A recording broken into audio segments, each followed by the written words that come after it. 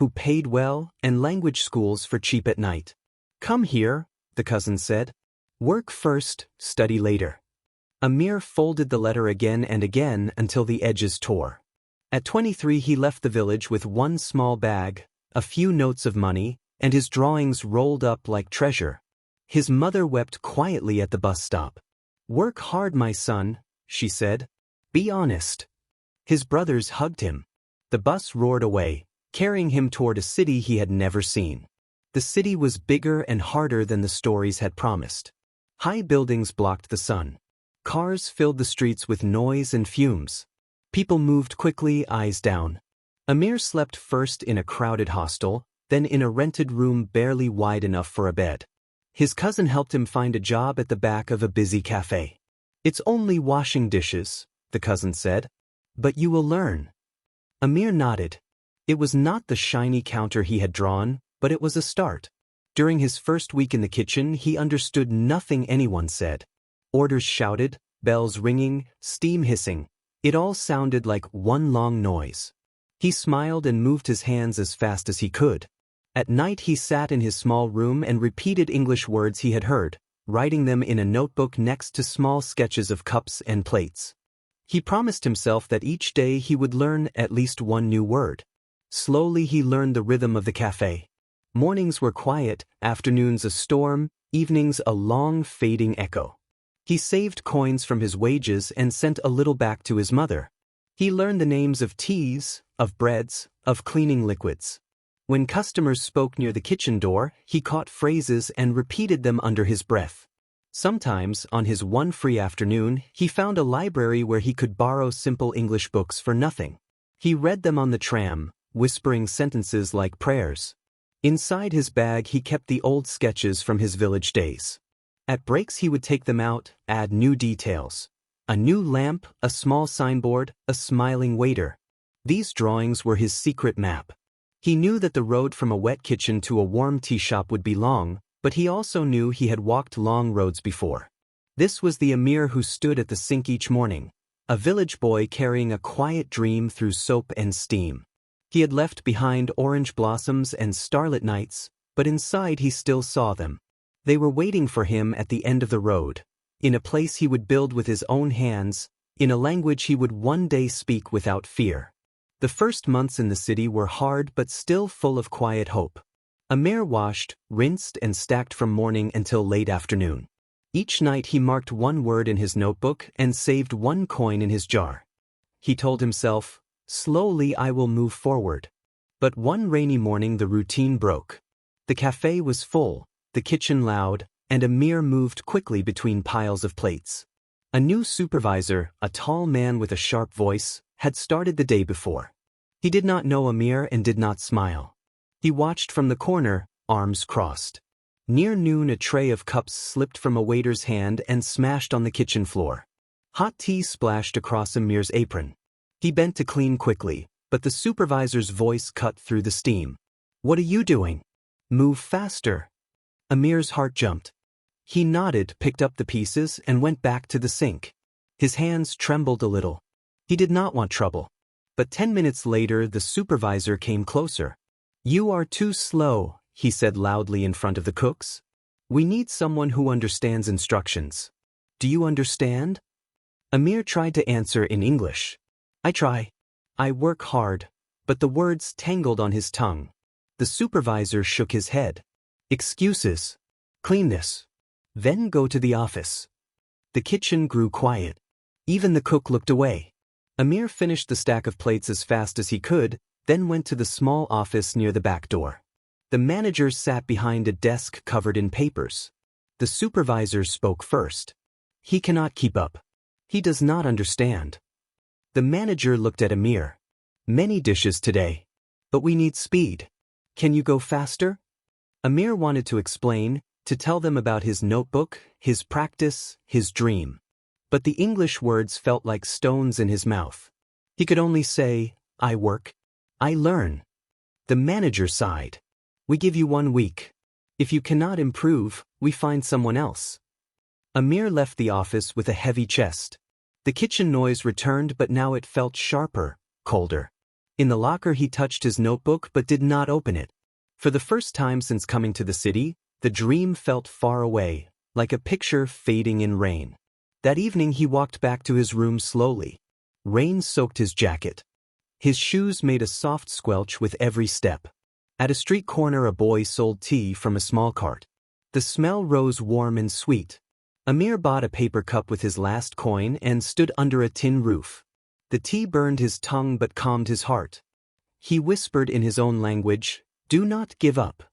In the room he sat on the floor, wet clothes clinging to his skin. He opened the notebook and looked at the drawings. His hand shook.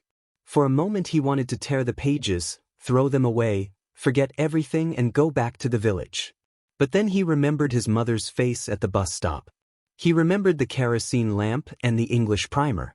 He remembered the first time he had whispered, "One day." He picked up his pen. On a blank page he wrote, slowly and carefully, "Do not give up." Then under it he wrote in English, "I will work harder." The next day he went to work before the doors opened. He cleaned the sinks, arranged the racks, and prepared everything. He practiced the English words for faster, cleaner, ready. When the supervisor shouted, Amir nodded and moved quicker, biting his lip but keeping steady. Still, the week felt like a mountain. His arms ached at night. He slept in short bursts. He dropped his coin jar once and had to crawl on the floor to pick up the scattered coins. The manager watched silently. On Friday, at the end of the shift, he called Amir again. "You worked hard," the manager said. "Better now. But we need you to understand English more. We cannot always show you. If you want to stay, you must learn faster." Amir bowed his head. "I learn," he said. "I promise." He walked out into the evening air. It was still cold, but the rain had stopped.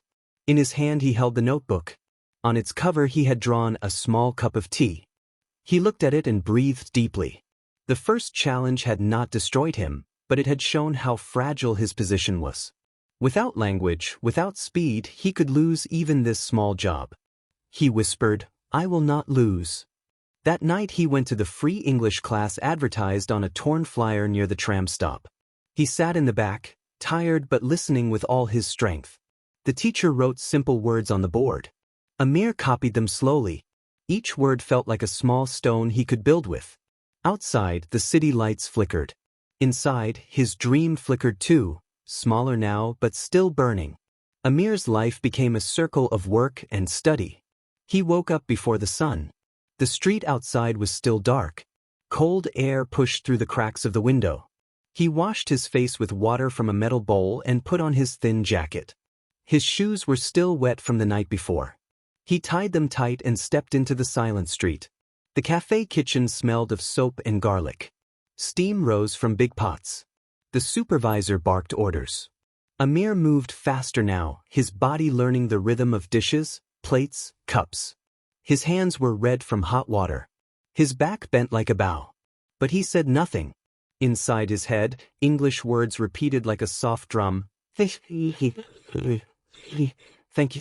After the shift, he did not go back to his room. He walked to the small community hall where the free English class met. The chairs were old, the lights flickered, but the teacher smiled. She spoke slowly. Amir sat in the back with other workers, taxi drivers, cleaners, a woman from a laundry shop. They were all tired. Some closed their eyes between lessons. But Amir kept his eyes open. He copied every word, every sentence. He bought a second-hand dictionary from a street stall. At night he lay on the floor of his room, tracing the letters with his finger. Customer. Order. Delivery. He whispered the words. He made small drawings next to them. A truck, a box, a smiling face. His notebook became a map of his dream, language and pictures mixed together. Money was tight. He ate one meal a day, bread and soup from the café. Sometimes he saved half of his lunch to eat at night. His stomach growled but he ignored it. He sent small amounts of money to his mother back in the village. He wrote short letters in his own language, never telling her how hungry he felt or how tired he was. One evening his body finally gave a warning. He was washing a heavy pot when his vision blurred. The pot slipped and crashed into the sink. Hot water splashed onto his arm. Pain burned his skin. The supervisor shouted, but Amir barely heard. His ears rang. He grabbed the edge of the counter and sat down on the wet floor. A cook came over. "Are you okay?" she asked softly. Amir nodded, but his face was pale. She helped him up and gave him a towel. "Go home," she whispered. "Rest." At home, Amir looked at the red mark on his arm. It would heal, but it scared him. He sat against the wall and thought, "If I break, everything stops. My dream stops." Tears came, but he wiped them away quickly. He opened his notebook and on a clean page wrote, "Be careful. Stay strong." The next morning he went back to work. The burn hurt, but he wrapped it in cloth and kept moving. The supervisor rolled his eyes but said nothing. Amir moved slower but steady, careful not to slip. Weeks passed. His English improved. He began to understand the cook's jokes, the manager's orders. He could say small sentences now. "I finish plates. I clean fast. I need more soap." The manager noticed and nodded once, a small sign of respect. But still, every day was heavy. He woke before dawn, worked on his feet for hours, went to class at night, and studied until his eyes closed. His hands cracked from soap. His shoes broke at the toes. His back ached so much he sometimes lay on the floor just to stretch. Yet inside, a small voice kept speaking, "Keep going. Keep going." He started drawing plans again in his notebook. Small sketches of a delivery service, a shop, a kitchen of his own. He wrote simple business words in English under each drawing: budget, plan, client. He did not know how it would happen, but the act of drawing gave him strength. Sometimes he stood by the café door during his short break, watching the street. He saw other workers rushing past, saw cars with company logos, saw people carrying boxes. He whispered to himself, "One day I will not just wash dishes. One day I will deliver dreams." But the struggle was far from over. The supervisor still shouted. The pay was still low. His body still tired. The English class got harder. Some nights he wanted to stop, to sleep instead. Some nights he thought of giving up. He would close his eyes and see his mother's face, her hands waving at the bus stop. Then he would open his notebook again. One night after class the teacher stopped him. "You always stay late," she said. "Why?" Amir smiled a little. "Dream," he said. "Big dream." She nodded. "Big dreams take big work. But also rest," she said kindly. He walked home under the streetlights. The city smelled of rain and bread. His shoes splashed through puddles.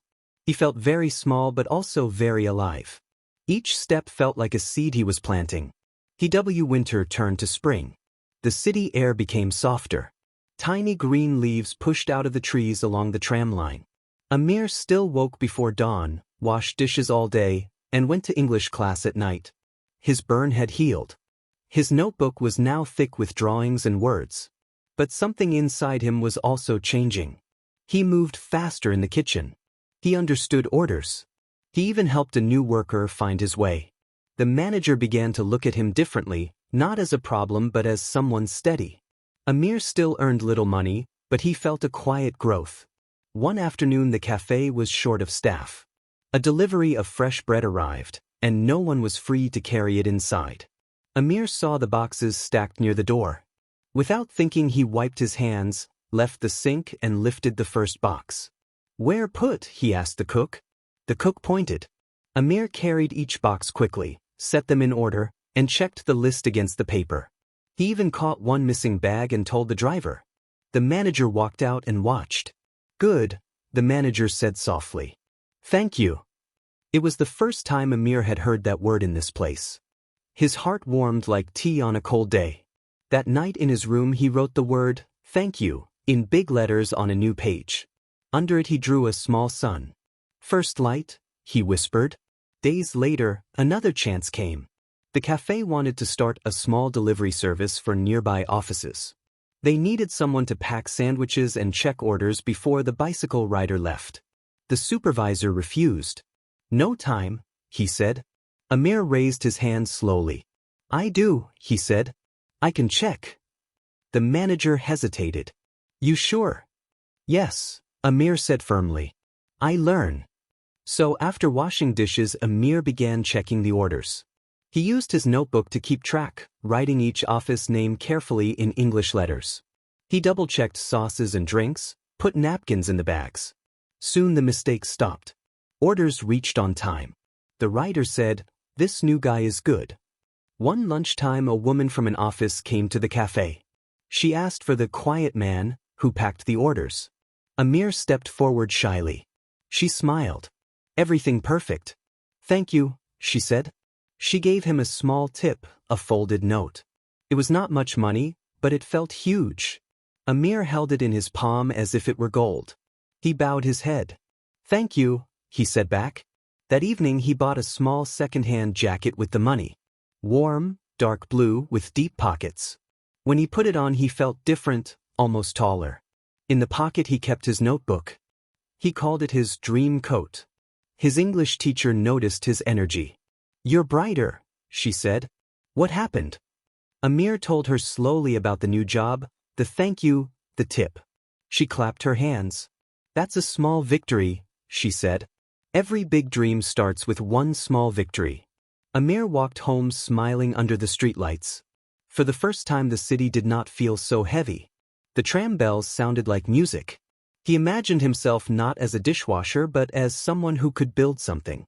He started adding new words to his notebook: customer, service, trust, quality.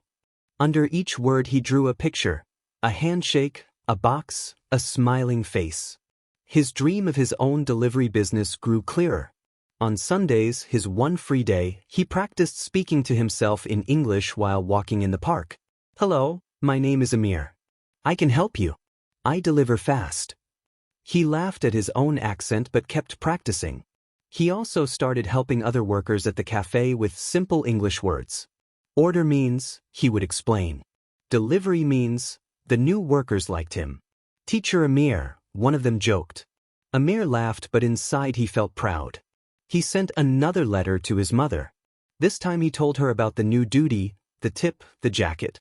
"I am moving slowly," he wrote. "But I am moving." His mother wrote back on thin paper. "I always knew you could," she said. "Keep your heart clean and your hands busy." He held the letter to his chest. Even the supervisor began to ease. He still barked sometimes but also said, "Good job," when orders went out correctly. Amir nodded each time, not angry anymore but focused on his path. Late one night after class, Amir sat on the steps outside the hall. The teacher locked the door and wished him good night. The street was quiet. He opened his notebook to the first page and flipped through all his words and drawings. He saw the progress, from small broken words to full simple sentences. From sad scribbles to clear plans. He whispered to the city, "It's starting." The wind moved softly through the trees. A bus hissed to a stop. Somewhere far away a siren wailed. Amir closed the notebook, put it inside his new jacket and stood up. He was still tired, still poor, but now he carried a small seed of proof. He could do more than wash dishes. He could take a step forward. That was his first real victory. He whispered, "Keep going." And he did. Summer heat came to the city. The café's kitchen turned into an oven. Sweat rolled down Amir's neck as he moved between sink and counter. Orders grew bigger because more offices wanted delivery. Amir's careful system kept things running smoothly. The manager began to trust him.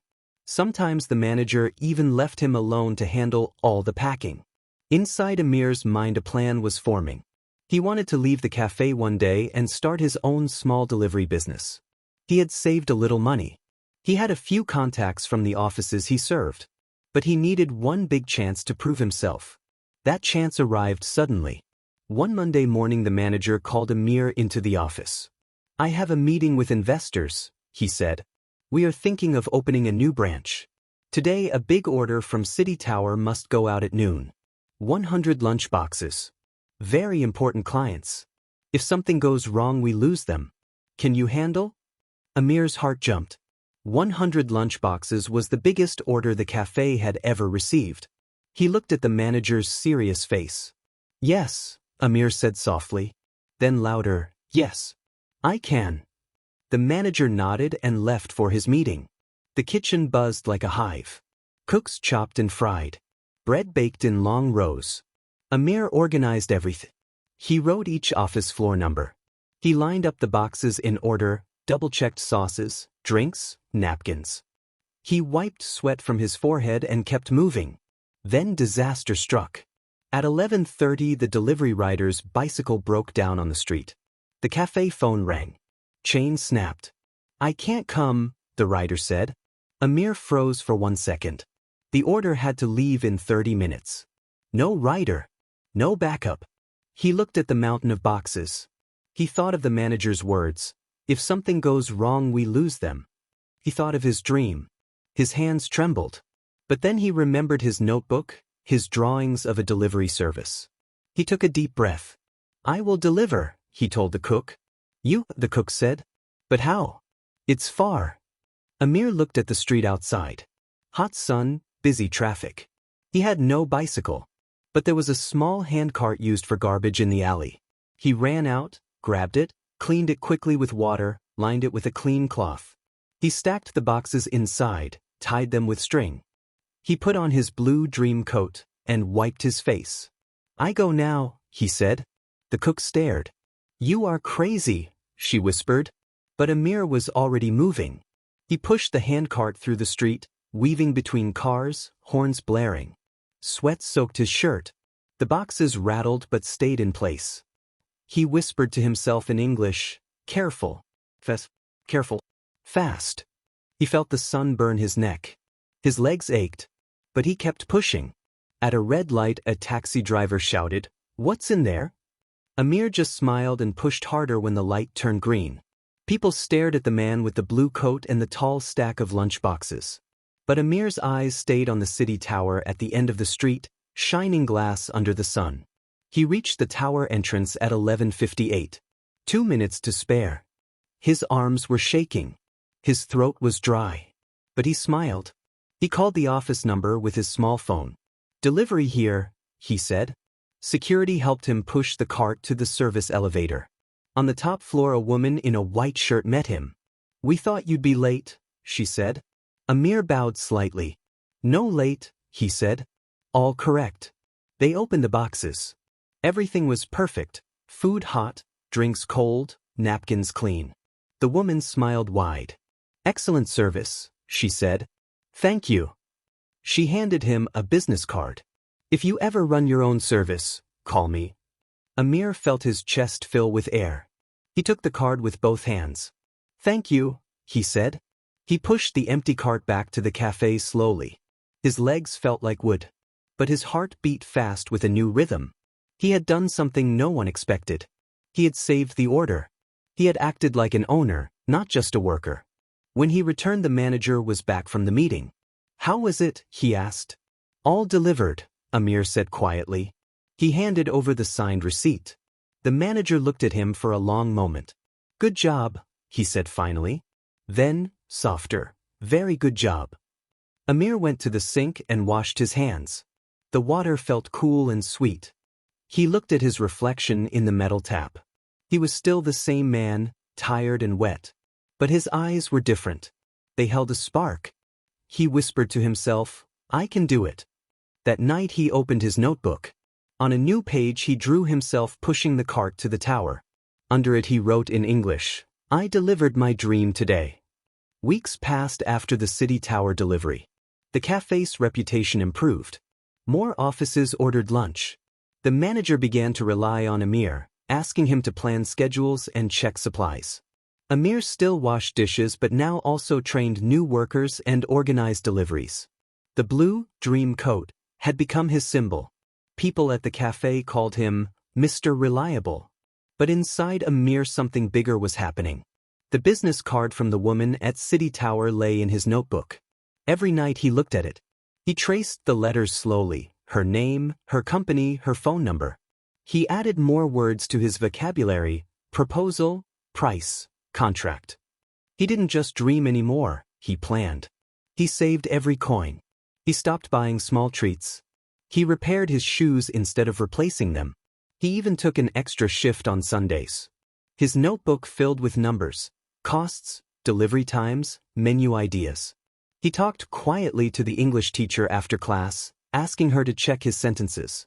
She helped him write a simple letter of introduction in English. "This is very good," she told him. "You're ready to try." One evening after class, Amir sat on the park bench under a tree. The air smelled of fresh cut grass. Children played nearby. He thought of his mother, of the long road from his village to this city, from washing dishes to delivering boxes. He realized he was no longer just surviving. He was building. He decided to act. The next morning before work, he dialed the number on the business card. His hands trembled. The woman answered. "Hello." "Hello," Amir said slowly. "This is Amir. I help café delivery. We met at City Tower. You give me card." "Oh yes," she said warmly. "How are you?" "I plan my own small delivery," Amir said. "Good food, good time. Maybe I help your company." There was a pause. Amir held his breath. Then she said, "I like your courage. Send me your menu. We can try." Amir thanked her again and again. After the call, he stood still in the street, the phone pressed to his ear. The city moved around him, but for a moment he felt weightless. With the teacher's help, he made a simple menu and price list. He borrowed a friend's bicycle on weekends to test routes. He cooked sample boxes in his small room using a borrowed hot plate. He delivered them himself to the woman's office. They liked the food. They liked his punctuality. Soon 2 more offices called him. He did not quit the cafe immediately. He worked both jobs, saving money and building clients. The manager noticed and, instead of anger, gave him advice. "You're smart," he said one night. "Don't forget who you are. Work hard, stay honest." Amir nodded. "Thank you," he said. The alarm rang before the sun came up. A thin man named Amir opened his tired eyes. The small room smelled of soap and wet clothes. On the floor lay a pair of old black shoes with holes near the toes. He put them on slowly, tying the laces with fingers that were cracked from water and soap. Outside, the sky was still dark and heavy with clouds. Cold air slipped through the broken window. Amir pulled his thin jacket close and stepped out into the street. The city was waking up. Delivery trucks growled, birds hid under roofs, and a cold wind carried the smell of bread from a bakery far away. Amir walked fast, his breath making small clouds in the air. In one hand he held a plastic bag with a piece of dry bread, in the other, a small notebook. His shoes splashed through puddles left by the night's rain. A tram passed, full of sleepy faces. No one noticed him. He turned into a narrow street behind a large cafe. The kitchen door was already open, steam spilling out. The clatter of plates and voices came from inside. Amir pushed the door and stepped into heat and noise. The kitchen smelled of coffee, fried eggs, and cleaning liquid. He tied a gray apron around his waist. His jacket stayed damp on a hook. His day as a dishwasher had begun. Plates came in from the dining hall like a river, cups with lipstick stains, heavy pans, greasy forks. Water splashed over his hands. Soap foamed between his fingers. He moved quickly, stacking, scrubbing, rinsing, drying. His shoulders ached. Drops of water ran down his arms into his sleeves. Nobody looked at him except when they needed something. "Faster, Amir," a cook shouted once. "We're busy." He worked silently, eyes down, mind far away. Through a small window he could see customers sitting at warm tables, drinking coffee, talking, laughing. Sometimes he caught a word or two of English that he understood. He repeated them quietly under his breath. His lips moved even when his hands kept scrubbing. The other workers thought he was talking to himself, but he was practicing. On a small shelf above the sink sat his plastic watch. Every time he looked at it, the hands moved slowly. Hours felt like stones. When lunch rush came, the noise doubled. Steam fogged the small window. His apron became heavy and wet. He felt sweat and soap on his face. Still he kept moving, washing, rinsing, stacking. Once, in the middle of the rush, a customer's laughter drifted back to him. It was light and clear, like something from another world. He paused for a second, looked down at his cracked hands, and then at the small notebook in his bag. Inside the notebook were drawings of a place he had imagined for years, a small tea shop, warm light, wooden tables, friendly faces. He had drawn it after work, late at night, on the same table where he ate bread. He touched the bag lightly, then turned back to the sink. By the time evening came, his back hurt and his fingers were white from water. He removed the apron and hung it on the hook. Outside the kitchen, cold rain had started again. He stepped into it, jacket still damp, shoes heavy. Streetlights flickered on, casting orange pools of light on the wet road. He walked slowly, carrying the bag and the notebook. His shoulders were low but his eyes were steady. He whispered to himself in simple English, "One day, my shop." At a corner he stopped and looked at a café window. Inside, people sat at clean tables, holding warm cups. He saw his reflection in the glass, thin, tired, a man with wet hair and a small dream. For a moment, rain and tears mixed on his cheeks. Then he pulled his jacket closer and walked on into the night, whispering again, "One day." That night in his small room, he sat on the floor. The only light came from a candle stub. He opened the notebook and looked at the drawing of the tea shop. He touched it with his finger like it was real. His stomach was empty but his heart burned quietly. Outside, the city hummed with cars and rain. Inside, Amir repeated in English words he had learned from a free class flyer, "Work hard. Learn. Build." He lay down on the thin mattress, shoes still on his feet. His hands smelled of soap. He closed his eyes but the picture of the tea shop stayed. In his dream, he saw himself behind a counter, pouring tea for smiling customers. He heard a voice in the dream say, "From dishwasher to dream maker." He smiled in his sleep. Before the gray city streets, before the clatter of plates and the sting of soap, Amir had known warm sun and the smell of orange blossoms. He grew up in a small village far from the noise of buses and tall buildings. The houses there were low and white, the lanes narrow and dusty. In the mornings, women swept the courtyards and children chased chickens. At night, stars hung close like lamps. Amir was the eldest of 3 brothers. His father kept a small repair shop for bicycles. His mother baked flatbread in a clay oven. Money was always short, but the family shared what they had. Amir helped his father fix tires after school. He liked the smell of oil and the sound of tools, but most of all he liked to sit outside the village tea house, watching travelers come and go. They told stories of far-off cities, of trains, of cafés with shiny counters. Little Amir would listen with wide eyes, then run home and draw pictures of the places they described on old scraps of paper. He was a quiet boy, but he had a quick mind. In school he liked reading simple books in his own language and trying to sound out the English words printed next to the pictures. When a traveling teacher once gave him a worn English primer, Amir carried it everywhere. He practiced the strange letters under the dim light of a kerosene lamp long after his brothers slept. One day, he whispered to himself, "I will speak this language." But dreams in the village were fragile. When Amir was 16, his father fell ill. Medical bills swallowed their small savings. Amir left school to work full-time in the repair shop.